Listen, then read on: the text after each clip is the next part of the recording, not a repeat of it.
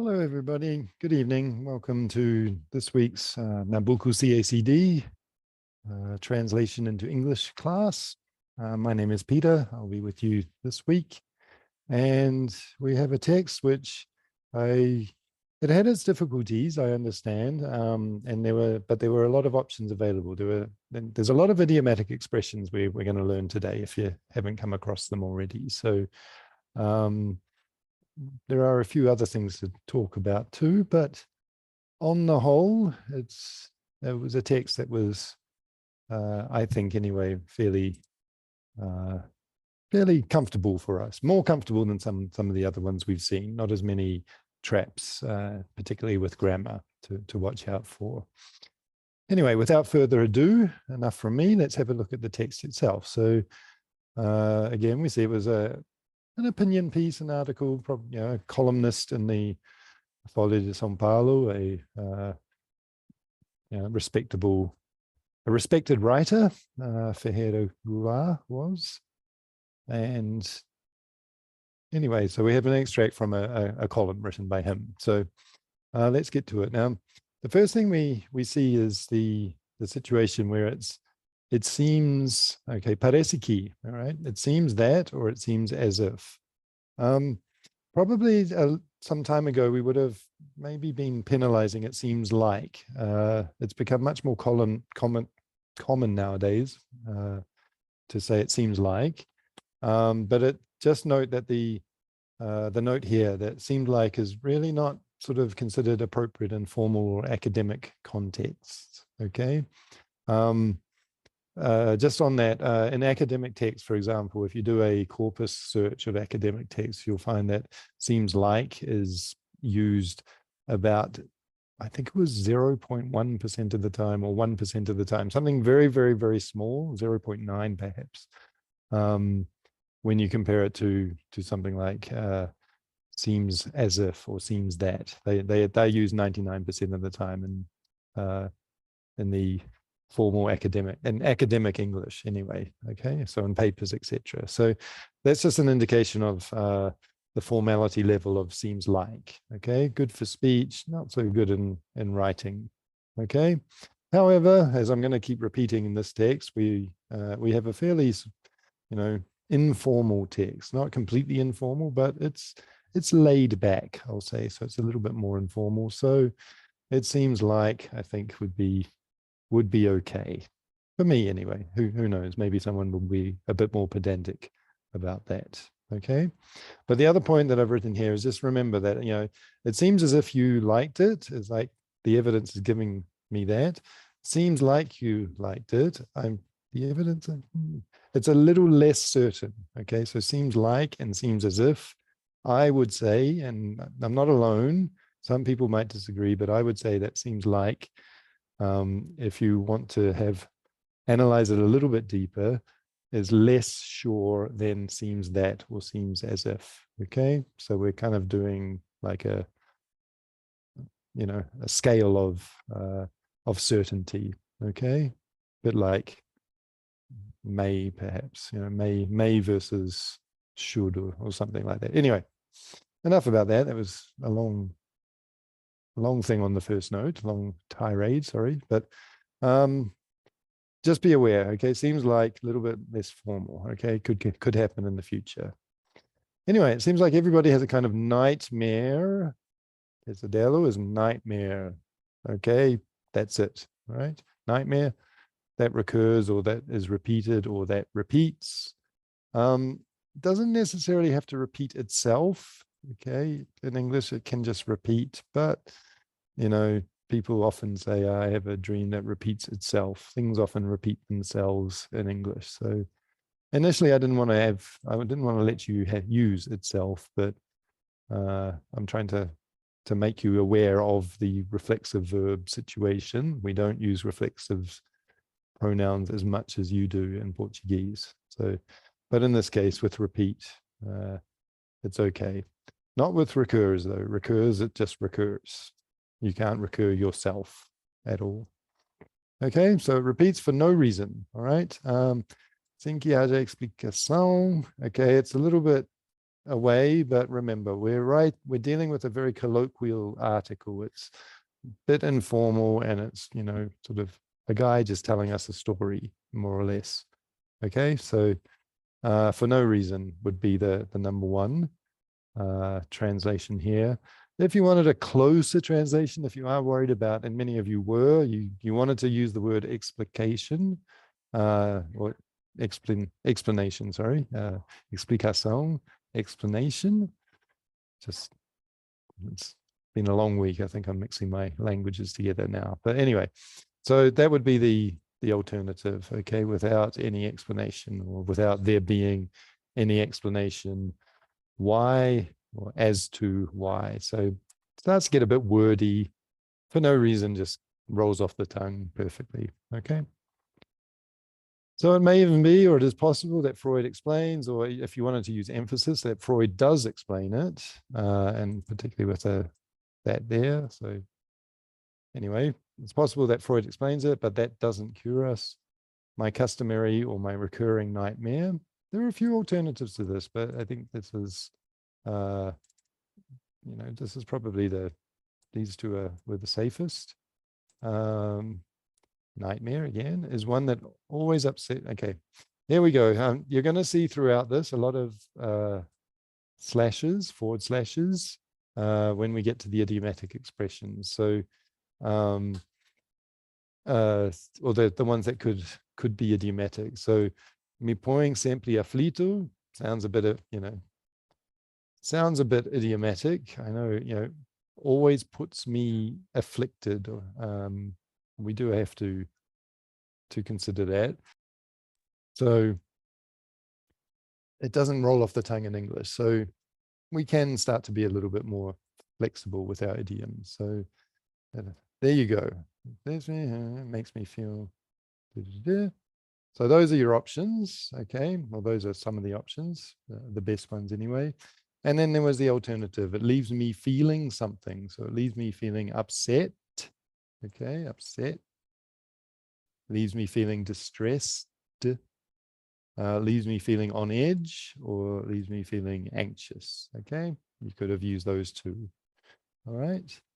And then we can continue the leaving me as well in this case. Some people put the leave here, one that always leaves me in this situation, like I said. So if you do use the leave in this part, then you probably shouldn't use the leave in this part, okay? Because leaving me this and leaving me that doesn't really work even in a rhetorical sense in this situation, okay?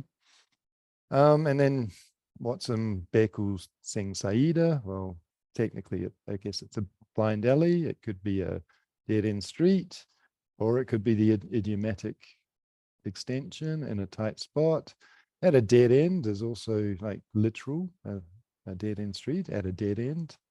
You got that literal element too, or with no way out, okay? So various options in this case. Again, because we are dealing with a more colloquial, informal text. So our options get a bit wider. Okay. So I catch a bus. I don't really take a bus still. You get the bus or you catch the bus. Okay. Let's take a bus. I suppose you sort of, in the old days, you used to take a taxi and not take a bus, but maybe we're starting to take buses. But just be a bit careful about your takes and your leaves and this type of thing. We all know do and make a good collocation. Banana peels, they're ones you can definitely confuse, do and make. But sometimes these other verbs like levar and tomar, pegar, these ones, be aware of collocations, okay? So catch a bus is the traditional verb you use, or get a bus. But anyway, whatever you do with the bus, you go someplace or somewhere, or you go to someplace or somewhere. And suddenly I find myself alone in the middle of nowhere, in a wilderness, in the wild, in an open field. Again, various options. Certain that no bus, car, or anyone at all will pass that way anytime soon. Okay. I'll show you the alternative here. Okay, this was another option. This was very complicated. Most people struggled with this part because it is in Portuguese, it's quite different the way that it's expressed. So, certo que tão cedo, okay, so certo que tão cedo não passará. So we got negative, soon, negatives, will pass, okay, so now we've got a modal verb with a regular verb, so now we've got to worry about our word order and where do we put our adverbs and the negatives going on. And we've also got that really the thing that you've got to be careful about too a lot is this double negative in English. So não passa ônibus nenhum. I know the double negative is starting to become more prevalent, particularly in American English. Yeah, no bus. No, I can't even do it. And sorry, I can't figure out how to say that with a double negative. It's just my brain is blocking it for me. But no bus, no car, and no person. Okay, so we've got the three no's, and then it's all starting up with the will not pass here. So this is what we end up with. So certain that no bus, no car, or anyone will pass at any time soon. So we use the any to counteract the potential for a double negative. Okay. And then the alternative was that no time soon, and then we got to do the inversion, the negative adverb inversion. So no time soon will a bus, a car, or anyone pass that way. Okay. All right. Any, some, and no, good thing to revise. Just keep on top of that. Remember, any, no, some, and it works with anyone, anytime, anywhere, any place, anything. Okay. All right. Just to finish, so I'm lost, I think in a terror, a fright, and I wake up. Okay. They put the and there. It's the end of the list. So that was nice of the writer doing the thing we should do in English. And I wake up. You could say like I awaken. It's all a bit formal though. But if you wanted to use awake, it would be and I awaken. Okay. Because it's yeah, just that's the way it is. Okay. I'll leave it out though, because I think it's a little bit too formal and for the context. Okay. So it was a dream, just a dream. What a relief. Yeah, what a relief. Okay. So part 2, the second paragraph. So nesta noite is a bit complicated, and I've written a long thing here just to explain about it can't be tonight. Like how can you dream tonight? Like tonight I dreamt about nothing.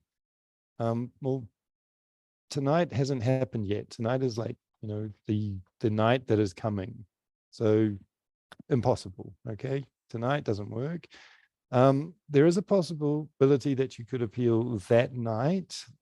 We don't know the context that he was talking about, like, you know, the night before this article was written. It would be nice for the story if it was like the night before, because it's more impactful if you're doing something recent rather than talking about a night 3 years ago when you couldn't sleep. You know, that night I dreamt about nothing. So that contextually does allow you possibly to appeal along the same lines as this night, but this night of which I speak, you know, this important night that was historic, etc. Although, you know, it gives it a little bit more importance. So you would appeal if you got penalized for this night or that night. You have no grounds to appeal if you use tonight. I wouldn't allow that. You can write a good argument. There is a slight argument, put it that way, but I would think that the bankers would deny it. So in other words, last night is, you know, when you will dream about something in this context. Okay. You didn't dream about anything at all, or didn't dream of anything at all. is probably the best way to express that. Note the prepositions. When you dream of, or you dream about, or vice versa. And just notice, I think I wouldn't give you a penalty for this, because I think you can definitely protest it. But just notice, those of you who chose the, I dreamt about nothing, it's sort of an ambiguous meaning. Like, I dream about fish, or I dream about sheep, or this type of thing. So when you dream about nothing, it's kind of like I was dreaming and there I was in the void of like time, space, kind of thing. That's sort of, I understand it can be understood both ways or taken both ways, but that's what I started to think about when I read I dreamt about nothing. I sort of started to think about the void, or maybe a pessimist or a nihilist. I dream about nothing. I do not allow myself to have dreams. So anyway, so I think you'll be okay, but just be aware it does sort of send examiners off onto funny philosophical spirals if you did that. Probably shouldn't, but you must be crazy to be an examiner anyway. Okay. So I woke up and went to the front door. So I got another note here about the door of the living room. Okay, that's okay, but not the living room's door, kitchen table, bathroom window, etc. So that comes a bit later, sorry. So the front door, the living room door is here. So front door, living room door.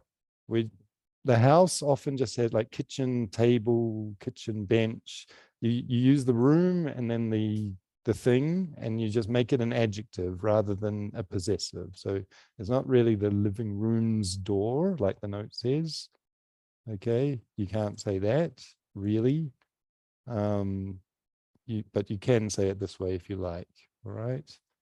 Don't use apostrophe and possessive with apostrophe s in this kind of combination. So things to do with home, clothes works as well. So not my shirt's sleeve. Grammatically okay, but just not really the way it's done. My shirt sleeve is the way it's done. Same with the kitchen door. Okay. So what do you do with a newspaper? Okay, remember that journal is a newspaper, most likely. It's not a, no, it isn't. Yeah, it will be. I think you use something else. Journal for us is like an academic thing. So, the Journal of Medicine type thing. Okay. And so with a newspaper, you get a newspaper, you grab a newspaper. I think you can pick up the newspaper, but I think he was really sort of maybe collect. I'll add collect to this. This wasn't an option that you chose, but I think collect would be better than pick up if you wanted to use it. Pick up is very much like picking off the grounds type thing. Okay, which it could have been, but might not have been. Anyway, in the kitchen, I drank, or I had, or I took a mouthful, or a gulp, or a sip. Okay, golly is very sort of ambiguous. Golly is as far as I understand, it's various sort of sizes. So it could be just a sip, I think. It might be, but often it's a gulp, like, oh, or a mouthful kind of thing. Okay. And then I sat down by the window to read it. Straight away, I came across, okay? A lot of people were sort of, some of you were continuing the past tense, and I think that's valid, that's okay, because he woke up, went, okay, to pick up, drank, had, took. So these are all past tense. So you can continue the past tense of the story. And then others notice that he changed to the present here. So I think you did a better job, because I think this is a technique that writers can use, is to, you paint the picture using the past tense, and then when you get to the important thing, which is the thing they really want to discuss and like strikes the reader type, hello reader, pay attention, shift it to the present tense, because that brings things to now, and it makes it sort of, this is important now. So this is a it's a simple writing technique that writers have used for probably hundreds, if not thousands of years. Okay, so just be aware that maybe the examiner might have thought, no, this is important because this is the technique. This is, not just behind the language, it's actually something that the writer was intending to do. Okay, so those of you who did use the past tense, I'm sure you can protest if you're penalized, but just be aware that, maybe an editor might have an issue with this if you were doing a translation like this professionally. Okay, but anyway, he comes across the news that a scientific study based on satellite observations, etc., etc. Just note, you could have said Marajó Island or the island of Marajó. It's not really the most famous island in the English-speaking language, so either way would work. And it'll be submerged or underwater. Okay. There's a slight technical difference between underwater and underwater. Okay. But as I was researching it, I just figured, well, the difference is so slight and it's really nobody's paying much attention to it anymore. So I'm not going to go into it. Just be aware that there is a difference if you really want to investigate, but probably not worth wasting your time. Okay, so apologize for that. Those 25 seconds. I'll give them back to you one day.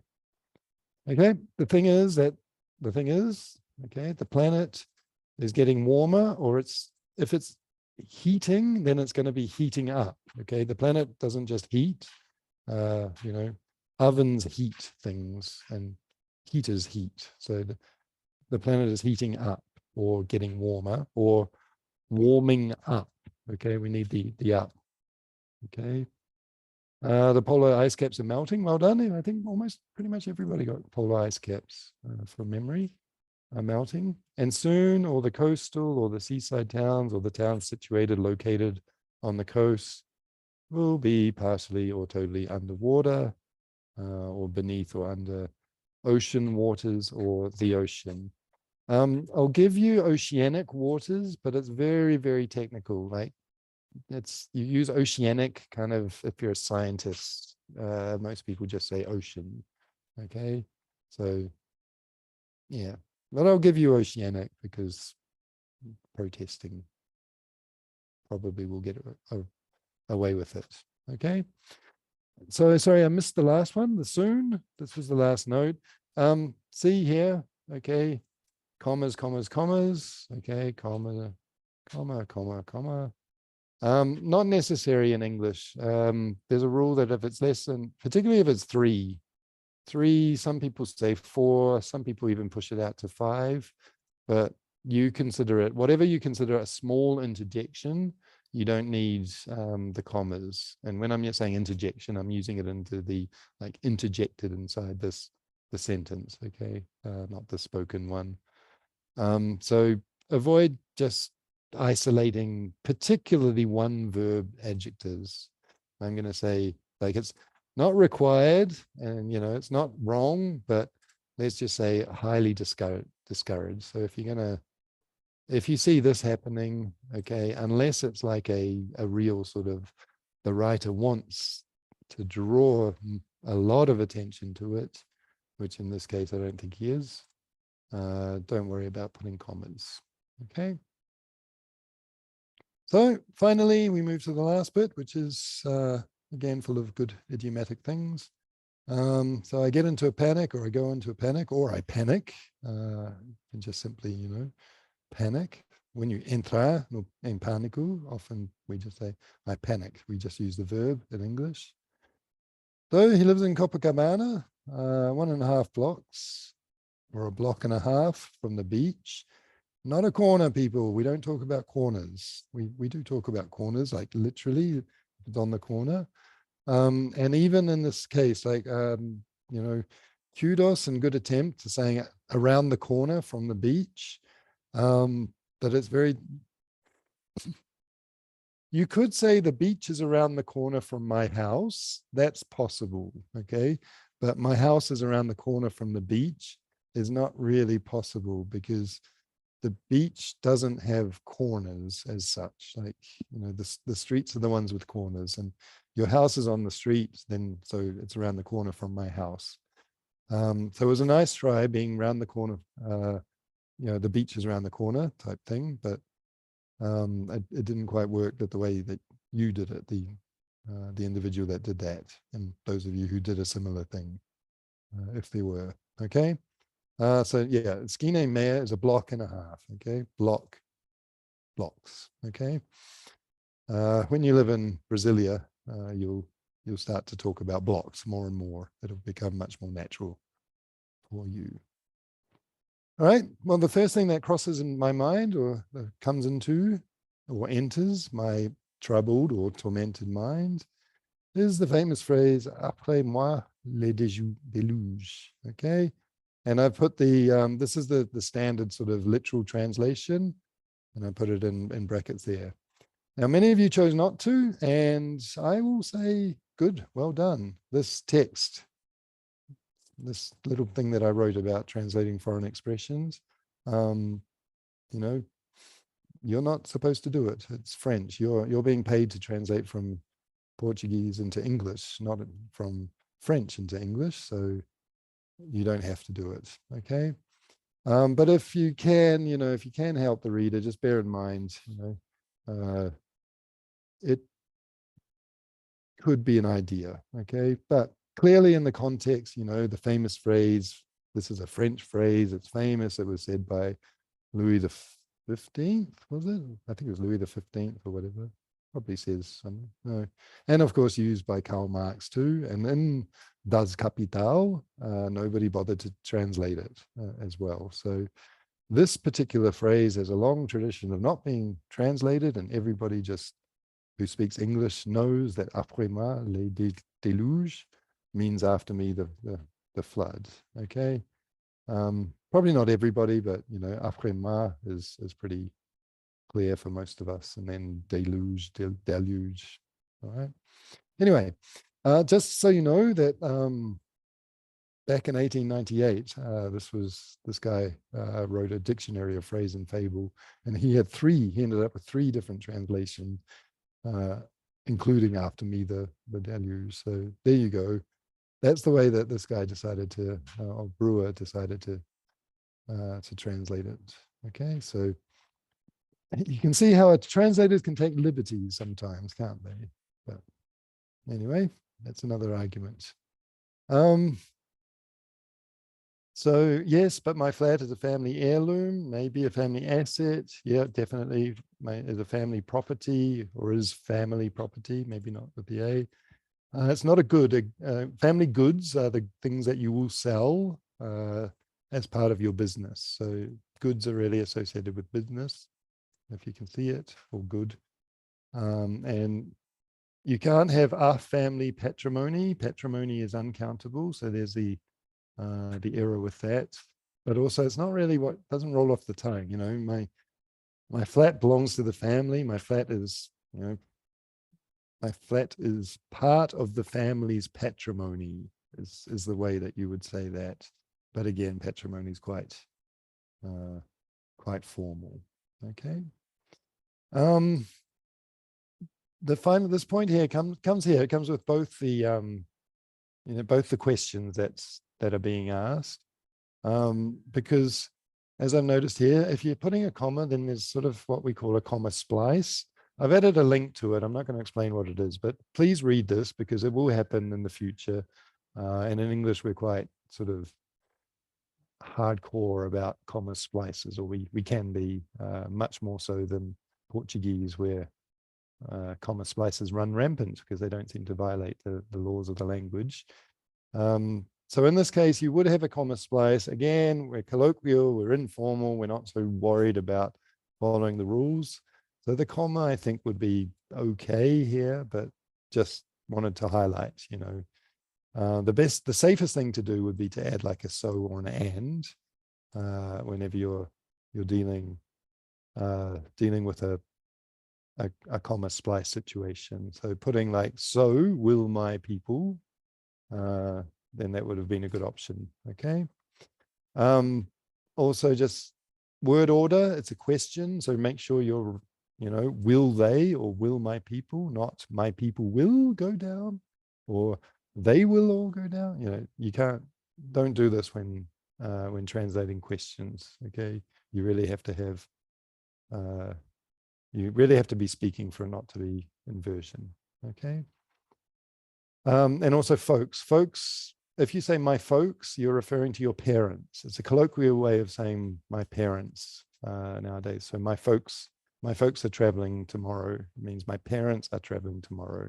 Remember, parents as in mother and father, or the two caregivers that you have. Okay, so the people that fed you and gave you money to go to watch movies with your friends, those are your folks.